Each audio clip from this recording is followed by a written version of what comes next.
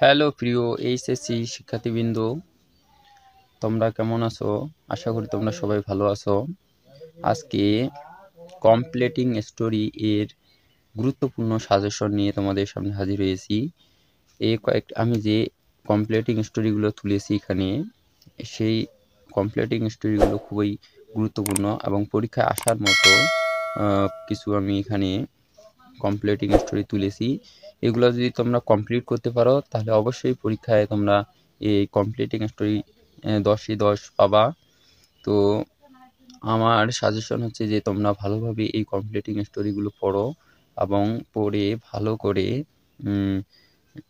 দেখে যাও, তাহলে তোমরা অবশ্যই এটা কমন পাবা। তো 1 নম্বরে আমি যেটা লিখেছি যে অ্যান অনেস্ট উড কাটার, 2 নম্বরে হচ্ছে money can not buy happiness, 3 নম্বর হচ্ছে এ উড ওয়ান্ডারফুল গুজ, 4 নম্বর হচ্ছে the dove and the ant and the and the ant, 5 নম্বর হচ্ছে the foolish crow and clever fox, 6 নম্বর হচ্ছে এট হার্টি ক্রো, 7 নম্বরে হচ্ছে নোবডি বিলিভস এ লায়ার, 8 নম্বরে হচ্ছে dress does not make a man great, 9 নম্বরে হচ্ছে দ্য পেট পিপার অফ হ্যামিলন।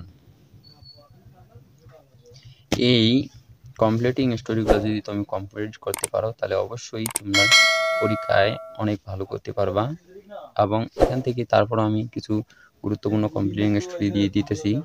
সেগুলো হচ্ছে যে অ্যান্ড অনেস্ট উড কাটার, এটা পড়বা, এটা 100% আমি দিয়ে দিতেছি।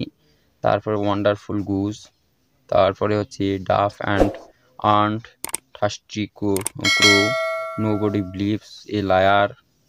হ্যাঁ, এইগুলা যদি তোমরা দেখে যাও তো এগুলো সব থেকে বেশি গুরুত্বপূর্ণ, পরীক্ষায় অবশ্যই আসবে তোমাদের। তাহলে তোমরা এটা কমপ্লিট করতে পারলে তোমরা অবশ্যই এখানে কমপ্লিটিং স্টোরিতে 10-ই 10 পাবা। আর ভিডিওটি ভালো লাগলে অবশ্যই লাইক, কমেন্ট এবং শেয়ার করবা। ধন্যবাদ।